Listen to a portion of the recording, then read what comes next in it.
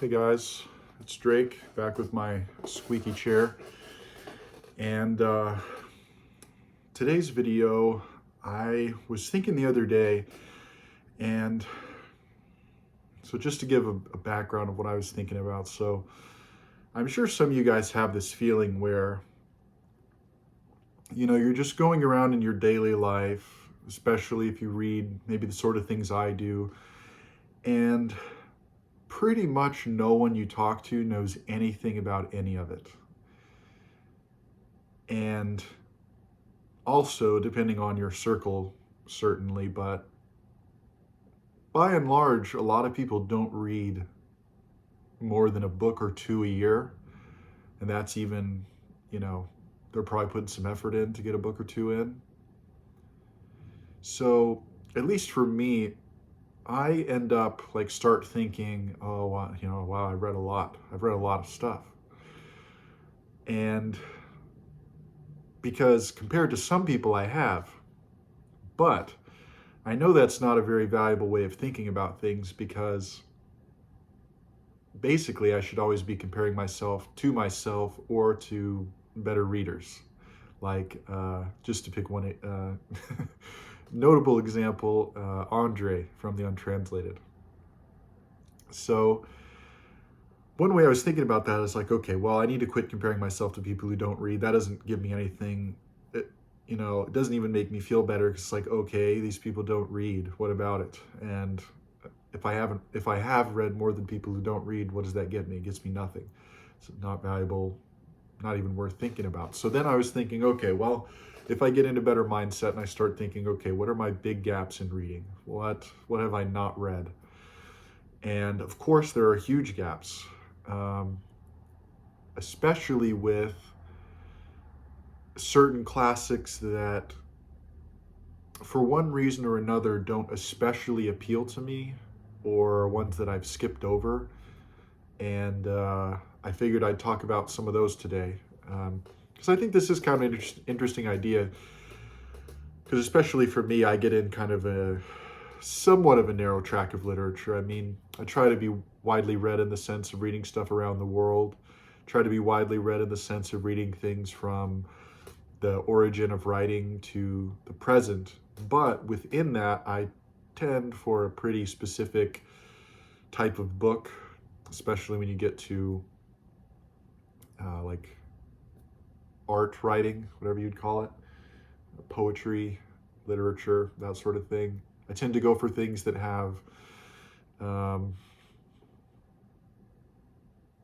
especially classics that'll stand the test of time, of course, but things that have interesting writing styles, things that are maybe encyclopedic would be one of the things I look for. Really captures the time period. That's another thing I really like about books. So, but I also have gaps in the sense that I've never really liked Victorian literature. And part of the reason I don't, and that's British Victorian literature. I like other literature from that same exact time period, just as long as it's not British, basically. Like Melville is exactly contemporary with Victorian writers, Hawthorne, Walt Whitman, Emily Dickinson, and I love them. But there's just something about maybe the style and also the worldview of British Victorian writers that I really don't enjoy. And I'm probably not going to go into detail on that, because I know a lot of people like Victorian literature and whatever. I don't really care. But one book, though, that I think is one of my biggest gaps, well, two books from that time period, but one of them is Victorian literature, Middlemarch by George Eliot. I think that's one of my biggest gaps as far as English language literature that I haven't read. Because George Eliot, she's a fascinating character, fascinating person. She translated Spinoza's Ethics, which is one of my favorite philosophical works of all time. He's also a fascinating guy, but so she was interested in that. She seemed to be pretty up on political stuff, and I think her opinions on a lot of that stuff would hold well today. But I'm just not super interested in country life in Britain in the 1800s. I don't know what it is. I must have missed something because it seems like tons of people like that stuff. I'm especially uninterested in wealthy British country life of the 1800s, which is like 90% of Victorian literature. You know, Dickens doesn't quite fit in that category most of the time, but I have other difficulties with Dickens. But Dickens is another one I need to read. I want to read Bleak House. That's probably the one I'm going to read, and that might be the only one I read unless I really like his stuff. So Dickens, George Eliot, two big ones. I love the poetry of the time period. I've pretty much gone through all the poetry of the time period, Victorian poetry. Robert Browning, I think, is one of the best poets of all time. But the literature I haven't really. Novels. Another one, an American one from a little bit later, but kind of the same range, is Huckleberry Finn. I've never read Huckleberry Finn by Mark Twain. When I was really young, I read Tom Sawyer, but it basically is the same as not reading it. I've read some of his short stories. I read, what's that one? Mysterious Stranger, the one about the unfinished one about him meeting Nikola Tesla, which is pretty crazy that he did that. But I just need to read Huckleberry Finn. I just need to do it. And I had a weird experience with that too, because when I was writing notes for this video, I was just trying to think of a list of books, and when I wrote down Huckleberry Finn, it felt so weird because that's one of those phrases that I just feel like I just know, like I've just known it my whole life. It's like in my bones. So when I look at it, it doesn't seem weird, but that's a really weird name, Huckleberry Finn. And I think that's one thing that is preventing me from reading it almost, is that maybe if it had been written in Spanish, I'd be fascinated with it or something, you know, like I get too used to, if you get too used to something, it might not seem as amazing as it is, which can be a problem. But so those are some books from the 1800s that I really feel like I've missed. From a little bit earlier, I also want to read Jane Eyre. I had an opportunity to read Jane Eyre in school for my senior year of high school, but I ended up picking a different book. There was like several choices, so I chose something else. But yeah, Jane Eyre seems interesting, and I'm really trying to get out of my not reading any Victorian novelists, because I just think it's valuable to have a broad understanding of those things. So those are really like the main books I feel like I haven't read in English. In other languages, there's a lot of stuff I haven't read, but I feel like those are the things I feel most guilty about not reading, because, I mean, Huckleberry Finn is just unexcusable. Victorian stuff, it's like, some people only read Victorian stuff, so I feel better than being in that camp, but I would rather not have that gap. So hopefully, maybe over the next year, that's kind of the idea with this video too, trying to think about what I should read over the next year. So those, when I go a little bit further into the 20th century, or if I think about, maybe going back to the Elizabethan time, the things that I want to read get like way more obscure. So there's one poem he's kind of between Shakespeare and Milton as far as when he was alive. He lived past Shakespeare, but was an old man when Milton was young. So he didn't quite make it to the 1660s when Milton was putting out his stuff. But so his name is Phineas Fletcher, and I think I talked about him in my Christmas books video. But his poem, The Purple Island, is pretty fascinating. And so I really want to read that one, but stuff like that, like pretty much, unless you're really interested in that time period, you probably haven't heard of it or probably haven't read it. So it's not really something that I'd feel guilty about not having read it or something. But that's one I'm really interested in reading, and it's probably one I'll do over the next year or so. And then when we go more towards the 20th century, there are still quite a few things I want to read, like Man Without Qualities. I would like to completely read that one. I've read the first, at least in English, they're published like this, where there's two parts.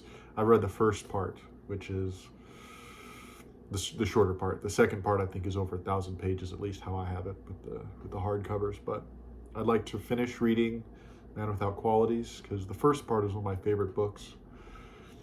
Let's see what else. Kind of looking at my bookshelves here. I'd like to continue reading In Search of Lost Time or Remembrance of Things Past. I've only read Swan's Way. I read a little bit of the second one, the second part right after Swan's Way, but I would reread it. So that's another one that I'd like to continue reading.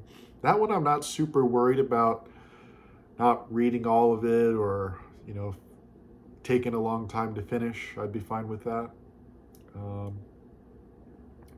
Another book I started but didn't finish for no reason really is Dr. Faustus by Thomas Mann. That's like a perfect book for me, so I don't really know why I didn't finish it. It just didn't happen, I guess. So that's one I'd like to read too. Oh yeah, and then another writer. So one book I talked about in my other video about books coming out in 2022. So Miss Mackintosh, My Darling. So that's one I would like to read. Whenever I've looked into it, though, I've never been super impressed by the writing style, and that's the main thing that's held me back, because the idea of the book is fascinating.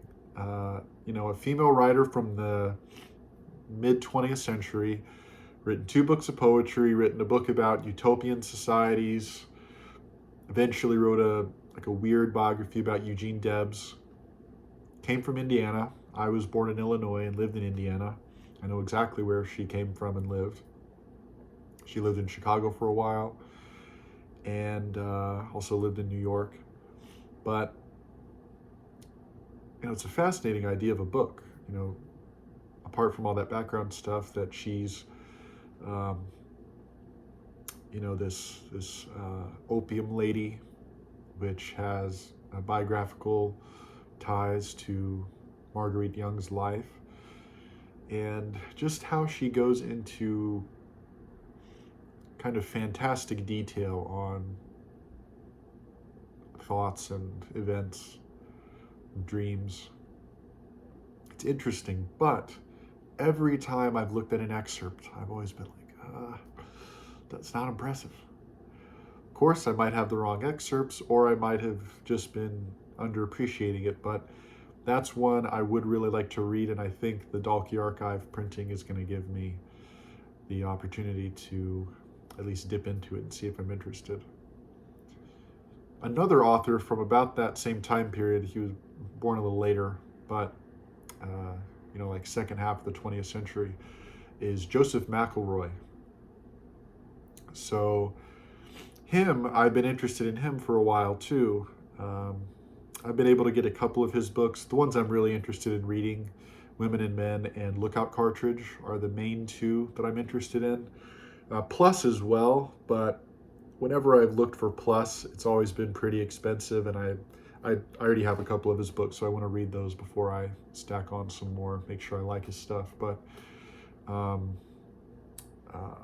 Bookshore, another really good YouTube channel, he went through a reading of all of his stuff last year and gave me the opportunity to see more of what his books are like and what his thinking is like. So he's one I'd like to read. I've also just had kind of a background interest in reading books that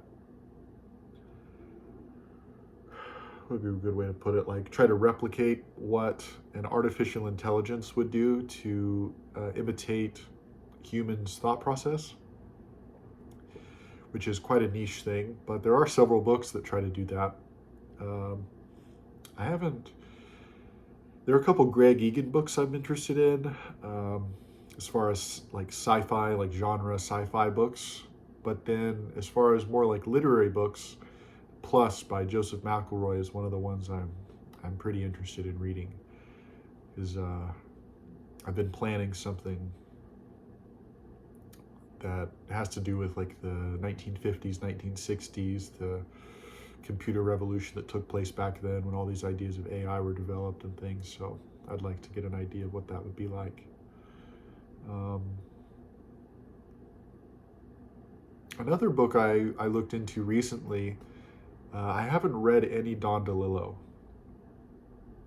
And because of my research I've been doing in the 50s and 60s, I've been finding out some crazy stuff that I had no idea about. But one of the things I looked into was the life of Lee Harvey Oswald, because I've noticed some weird overlaps with his life. And Libra by Don DeLillo looks like a really neat book. So that might be a good opportunity to kind of do research into, the 1950s, 1960s, at least the same research that DeLillo did, and be able to see if I like DeLillo's book and, read an interesting book. He did say one really fascinating thing about that book is that he read the Warren Commission, which was it 27 volumes? I think 27. That's where they interviewed people after the Kennedy assassination, trying to figure things out. Figure out if there was a conspiracy or if, Oswald had help or why he did what he did and these sort of things.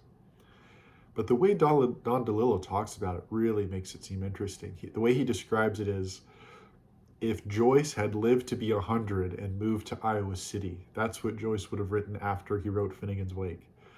And, that's a provocative way of describing it. But it's also, I think, a fascinating idea because it's pretty much a total examination of what life was like in the 50s and 60s, which is the time period that most of the interviews concerned, especially, 1950s and up to 63. Which I think that's a very important time in U.S. history. I think really everything that we're dealing with today, as far as good things and bad things, were pretty much cemented in the 1950s. Almost everything you think about was, in some sense, decided or thought of or planned in the 1950s, I think. Someone was thinking about it. Some intelligent person was already thinking about it, which I think is interesting. 70 years ago, someone was already thinking about, the search for extraterrestrial life. Yep. AI. Yep. Mutual assured destruction, of course. The internet. That one's a little tricky because it came a little later, but we already had things similar to the internet as far as long distance communication. But I think the archiving of the internet is the one kind of interesting thing. But yeah, so the only thing I would say that is really novel that I haven't really found details on from the 50s is an alternative currency. Now, they did have talks about, of course, what they did eventually in the early 70s, taking the US off the gold standard. So they did have talks about like currency manipulation and things like that. But as far as I understand it, they didn't really talk a lot of it about technological improvements to currency explicitly. They came up with all their paper tricks and stuff that Gaddis talks about in JR, and then eventually Reagan kind of destroyed the U.S. economic system under his. I don't think Reagan even understood what he was anything that was going on, but like during during the 80s, it was pretty much solidified what we are currently dealing with, that people are shocked happened, like, financial collapses and banks owning everything and massive wealth inequality and so on. Real estate being like half of what you pay for a month rather than like 5 to 10% like it used to be in the 50s, or the average wage being unbelievably low compared to what it was in the 50s or 60s in the United States. That's one thing I realize I do though when I think back at this time period. It's pretty U.S. centric. I have somewhat of an idea of what like Germany was like at the time, and China. I've done a little research, but a lot of the stuff I think about is kind of U.S. centric, which I think is okay because that's where I'm from. Try to read broadly, but let's see. As far as other kind of gaps I have, another book I'm interested in reading. I don't really consider it a gap, so to say, but Pierre or the Ambiguities by Melville. Haven't read that one. I love Melville, so I'd like to read that one to see what it's like. When I was reading Gaddis's biography, the author, Joseph Tabai, was talking about how Melville used autobiographical influences in his books, and kind of tying that a little bit to how Gaddis does it, which I thought was interesting. Let's see. Yeah, I think that about covers it. The main ones were the first few I talked about. Oh, another one I thought about from that same 1800s is Tolstoy. I've never read any of Tolstoy's big books. I haven't read War and Peace, haven't read Anna Karenina, haven't read, was that a Resurrection? Is that Resurrection, one of his last books, the religious one? I haven't read any of those. I've read some of his short stories, which I enjoyed, but haven't read any of his big books. And reasonably, the one I think I will read is Anna Karenina. It seems to be the best, most high quality. And then second place would be his last one. I think it's Resurrection. It starts with an R anyway. I can see like the Penguin Classics cover, but I can't remember exactly what the name is. But yeah, that's another one. Tolstoy. Dostoevsky was one of my first loves of literature, so read quite a lot of Dostoevsky. But speaking of, I have not read Crime and Punishment, so maybe that's another gap I have. Because with Dostoevsky, I started with Notes from Underground, and then I read The Idiot, which was one of my absolute favorites when I first started reading. Still one of my favorites, just not quite the same. I don't love it quite as much compared to what else I love. And then I also read Brothers Karamazov. So I have not read The Adolescent. Haven't read... he has an unfinished novel, which is kind of interesting, about a young woman, which seems pretty neat. The name starts with an N. Don't know how to say it, so I'm not going to butcher it. But so that's another one, Crime and Punishment. I need to read that too. Oh, another one I need to read for the 50s to do my research I'm doing is Invisible Man by Ralph Ellison. Have not read that one. Also, have not read 3 Days Before the Shooting by Ralph Ellison. That was his unfinished book that was put out by Modern Library. Massive 1,000-page book. It's one I'm really interested in too. So, yeah. So that's just a smattering of stuff I haven't read, but yeah, I think it's kind of interesting to think about. So I'll ask you the mildly embarrassing question. What are your biggest gaps in your reading? And how quickly we rectify that. So, all right, well, this one went a little bit longer than I thought. Could have been 2 hours or more talking about stuff I would like to read, but yeah, anyway, death is a gang boss.